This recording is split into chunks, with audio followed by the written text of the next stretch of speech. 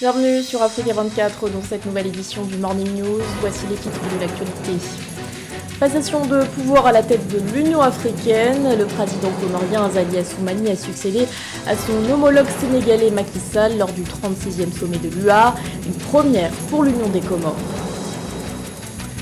Le bilan de la deuxième conférence des chefs d'État et de gouvernement de la Commission climat pour la région du Sahel, organisée en Éthiopie. Conférence durant laquelle les participants ont salué les efforts du Maroc dans la lutte contre le changement climatique. Et puis une tension socio-politique en Guinée. Les autorités de transition ont menacé les partis politiques de sanctions après des altercations survenues entre les forces de l'ordre et des groupes mobiles.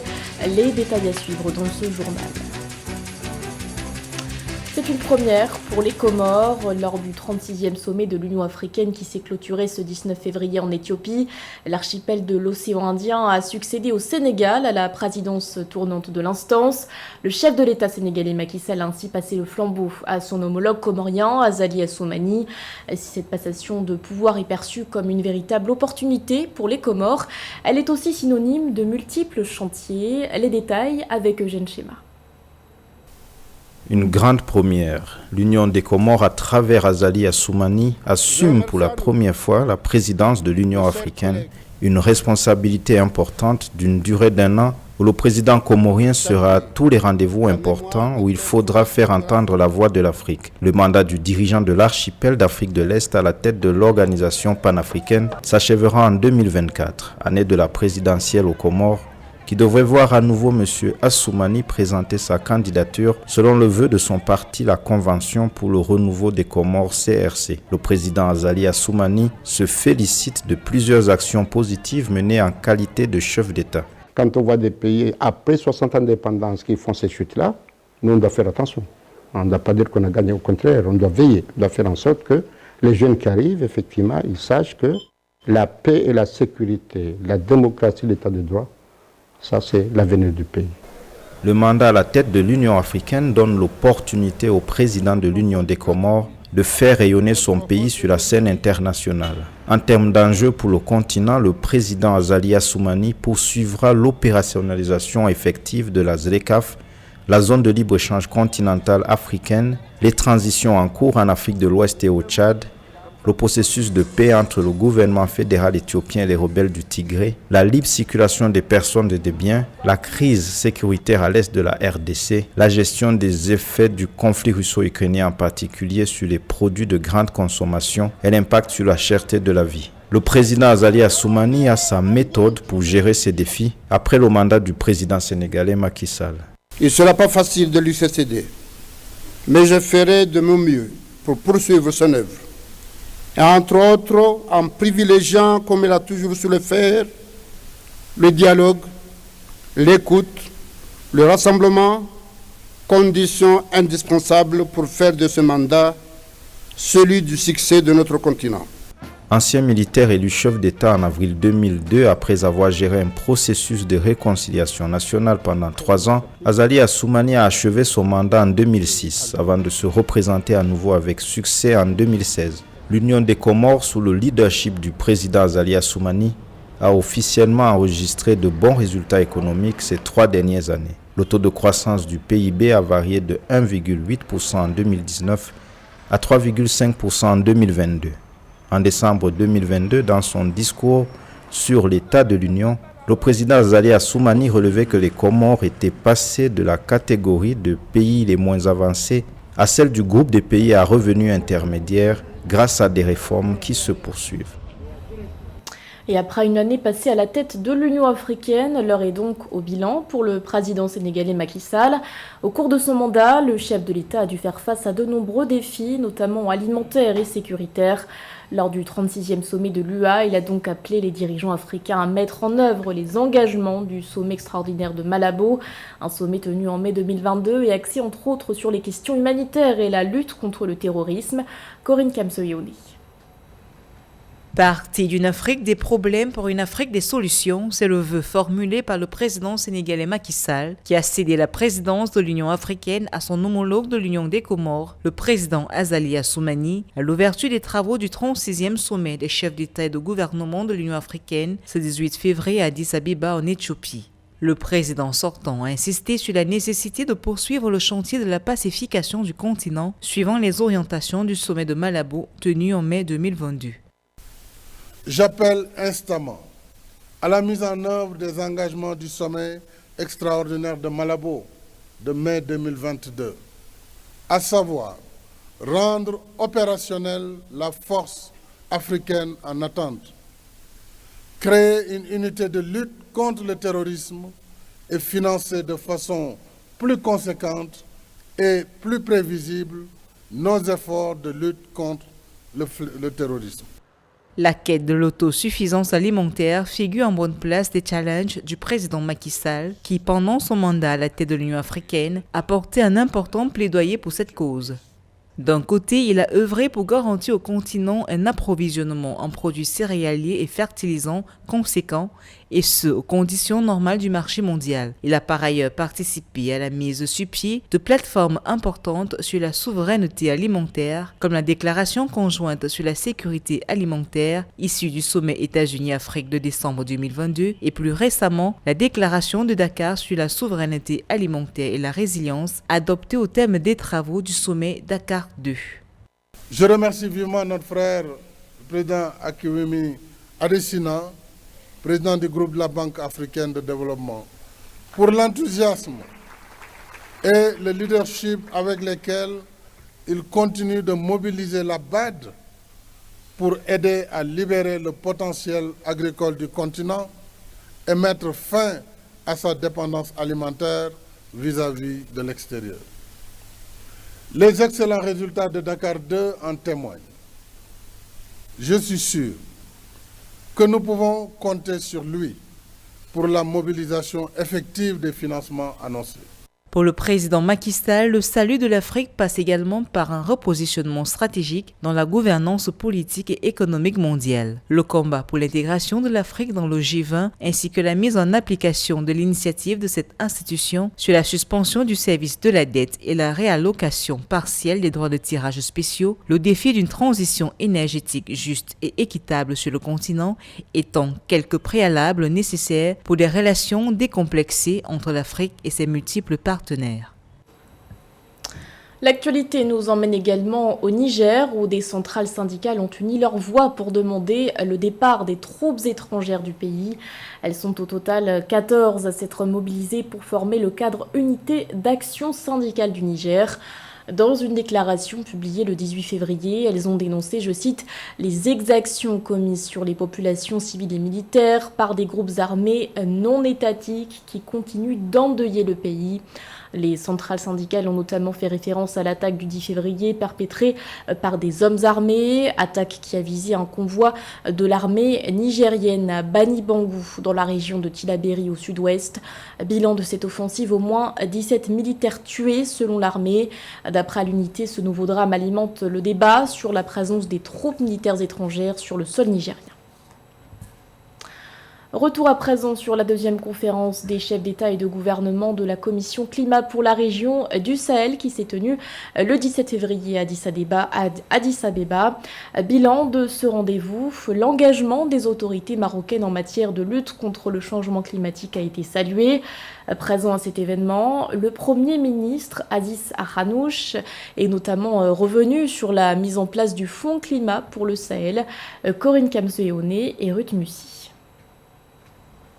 La deuxième conférence des chefs d'État et de gouvernement de la Commission climat pour la région du Sahel, CCRS, qui s'est tenue le 17 février à Addis Abeba en Éthiopie, annonce des avancées remarquables vers l'opérationnalisation de cet instrument de lutte contre les effets néfastes des changements climatiques. L'action du Maroc à la base de cette initiative ne passe pas inaperçue. En 2019, le royaume chérifien avait annoncé qu'il prenait en charge les études de faisabilité pour finaliser le plan d'investissement climat de cette commission. Les travaux d'Addis Abeba auxquels a pris part Aziz Akhanouch, Premier ministre du royaume du Maroc et représentant du roi Mohamed VI, mettent un point d'honneur sur ces étapes franchies. Comme nous l'avions annoncé dans notre discours lors de notre dernière conférence de la Commission Climat pour la région du Sahel, le Maroc a honoré ses engagements en apportant à la Commission son appui en matière de renforcement des capacités, d'assistance technique et de soutien financier pour l'élaboration des études de faisabilité afin qu'il finalise son plan d'investissement climatique. Constant dans son engagement, le Royaume assure d'ores et déjà l'assistance technique nécessaire aux actions de la Commission et il œuvre avec la même détermination pour mener à terme sa feuille de route. Le fonds dont il est question devrait recevoir dès cette année 2023 $2 milliards sur les 5 premières années de première capitalisation, dont 10% auprès des 18 pays membres.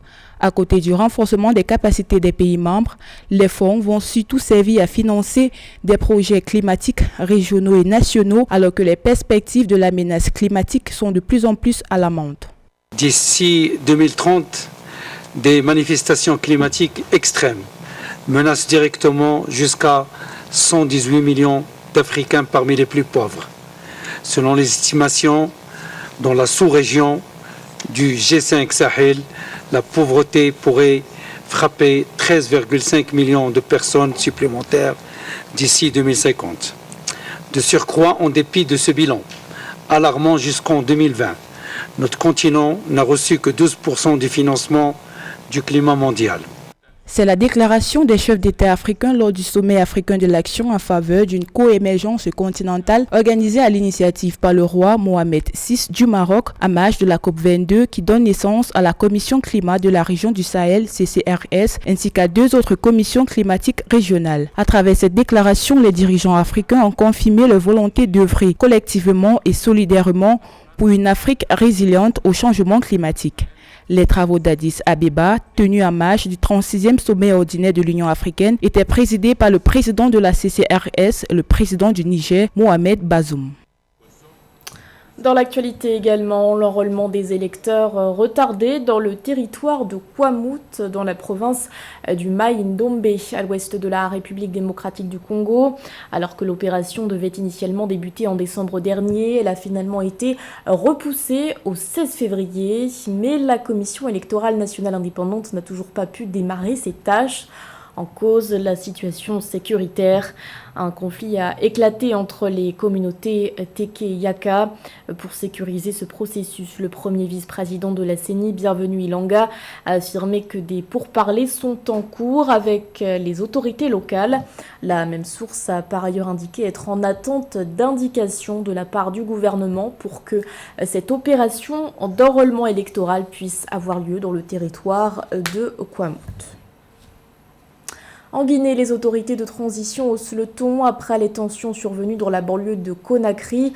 Les 15 et 16 février, des heurts ont éclaté entre les forces de l'ordre et des groupes mobiles. Confrontations durant lesquelles 2 jeunes ont été tués par balle. Au lendemain de ces troubles, la junte a menacé les partis politiques de sanctions, parmi lesquels un retrait de leurs agréments.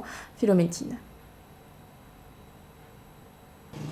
En Guinée, les organisations sociales pourraient subir des sanctions allant de la suspension jusqu'au retrait de leurs agréments. Cette décision de la junte au pouvoir fait suite aux heurts intervenus le 16 février 2023 dans la banlieue de Conakry, la capitale. Le ministère de l'administration territoriale a indiqué que les responsabilités pénales seront établies à la suite des procédures judiciaires par les autorités compétentes. Cette menace, elle était là depuis le début parce qu'il y avait des soupçons qui pesaient sur le CNRD de vouloir dissoudre les forces politiques les plus représentatives, à savoir l'UFDJ, de Cellou Dalein Diallo. Donc je pense que ce sera une décision extrême. Le CNRD doit éviter aujourd'hui de verser dans des positions radicales parce que la radicalisation n'est pas de nature aujourd'hui à favoriser certainement une transition apaisée. C'est à la junte aujourd'hui d'œuvrer surtout qu'elle le dit et ne cesse de le clamer, qu'elle ne prendra pas part aux futures élections et qu'elle n'aura aucun candidat.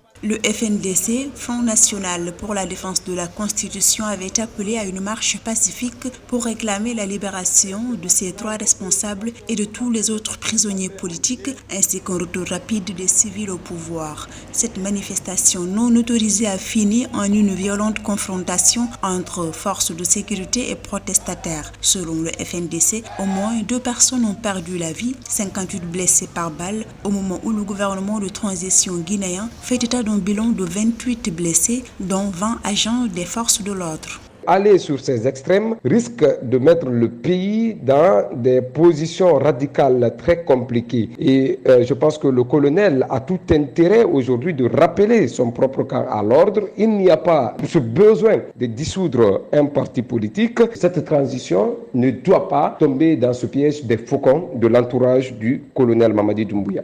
La suspension de ces partis en Guinée vient s'ajouter à l'interdiction des manifestations décrétée par la junte en 2022 et la dissolution du FNDC. Selon des observateurs, ces événements pourraient détériorer la situation politique dans ce pays en crise depuis plus d'une décennie. Nous partons à présent au Tchad à la découverte d'un instrument de musique propre aux éleveurs nomades. Il s'agit du kirding, une guitare fréquemment utilisée lors de cérémonies. Un instrument que l'Association pour le développement et la promotion du secteur de l'élevage au Tchad entend promouvoir davantage. Reportage de notre correspondant Mahamat Ramadan.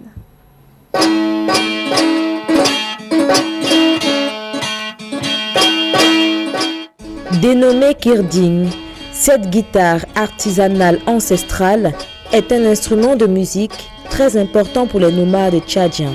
Joué souvent pendant les événements heureux comme les mariages, cet instrument sert aussi à remonter le moral des éleveurs après une rude journée de transhumance.